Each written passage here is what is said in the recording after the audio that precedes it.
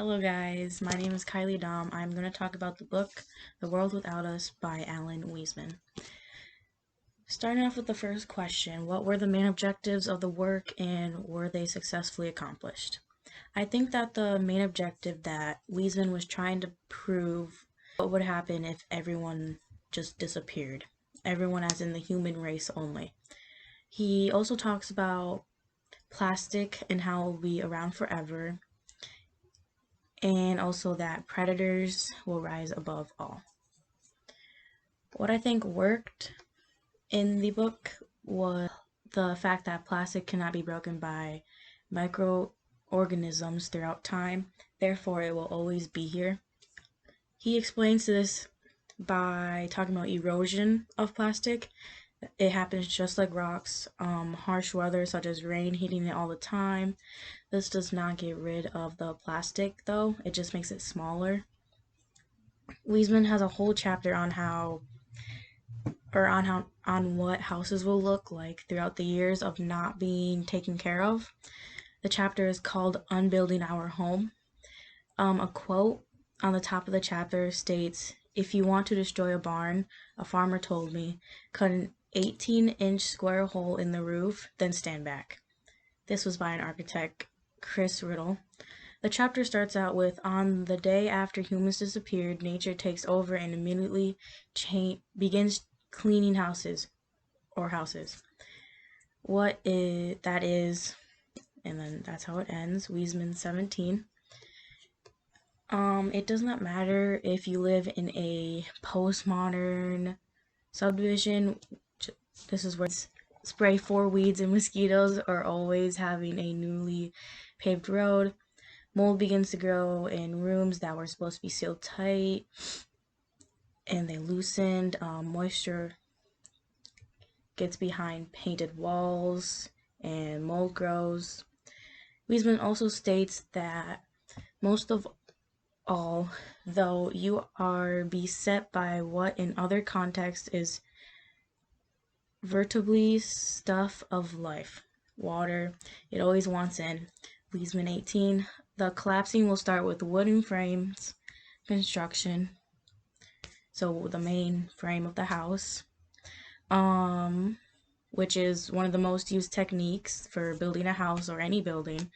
The first leak occurs around the chimney, and water starts to seep beneath the shingles of the roof and seeps into the floorboards and ruins all the resin on them.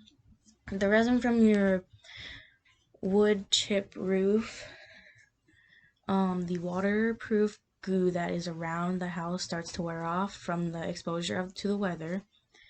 Weisman also describes the tension of the trusses, in quote, "as gravity increases tension on the trusses, the 1/4 inch pin securing their now rusting connectors plates pull free from the wet wood, which now supports a fuzzy coating of greenish mold." Weisman 19. "After all that, animals start taking over the house. They will chew, they'll make nests, they'll make holes in the drywall. Pipes will then rust and fall apart throughout the harsh weather. If you owned a swimming pool, it is now a nature planter box. A bunch of dirt will be filled into it and offsprings from other plants." I chose this as the what worked because this chapter was one of the strongest chapters that I thought had a lot of detailed explanations on how a house will be demolished throughout time if it's not taken care of. And there are other examples like forest, but I can relate more with the house example, or what perhaps didn't work so well and why not. I don't think the author needed to add the first chapter. It was called A Lingering Scent of Eden. This chapter basically talks about Białowiecki Puszka. I believe that's how you say it. The word Puszka means primal, which the forest does play a big role on Earth and how us humans are able to build a lot. what we have now. Since this chapter isn't the strongest and probably shouldn't have been put there, here are some reasons and examples that, or why I think it shouldn't be here.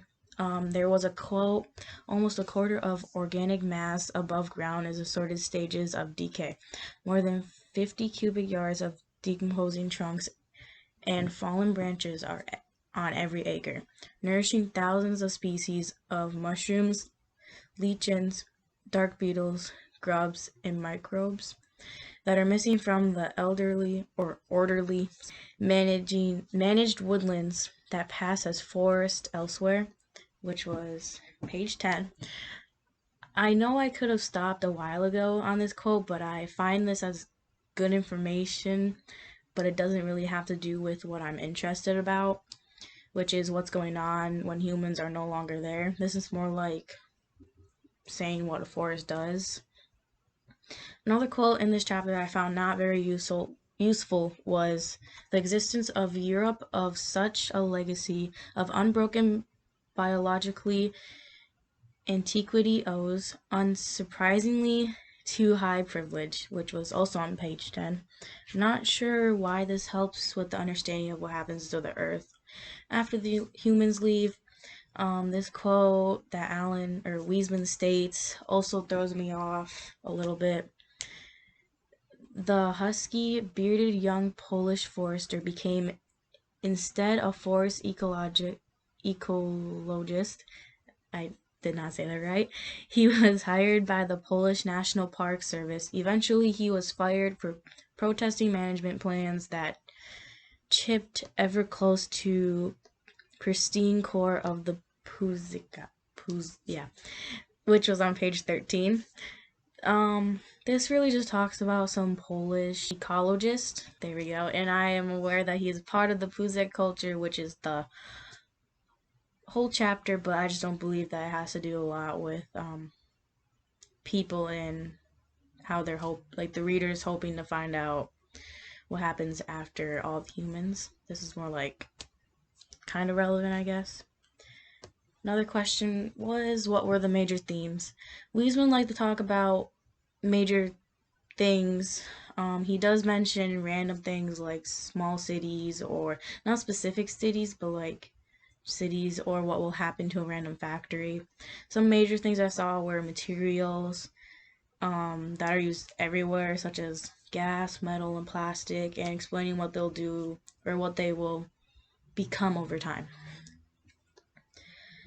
Next question is, who was the intended audience? I believe that the intended audience are people who are curious on what happens if human life just disappears and everything that we have done on Earth today. What will it be like? Will it stay? Will it all just disappear and become forest? I also think that people who want to learn more about the Earth might look like if we were just to disappear. What I first saw in the book and read a little bit about it, I was very interested because I never thought about what would happen to the Earth if we cease to exist. And it really just caught my attention. Next question is, did the author change, reinforce, or cause you to abandon any ideas you previously held on the subject? There was a lot of reinforcement, especially when it came to the houses and like what would happen to them. The amount of money people put in to houses just so they're like water resistant or like anything else. And to see that all that money is wasted if we're just not there to manage it, and it all just collapses anyways, or becomes home to other animals. When it comes to human life not existing, you would maybe think humans did a good enough job that they'll just keep their word about it, like the waterproofing resistant things.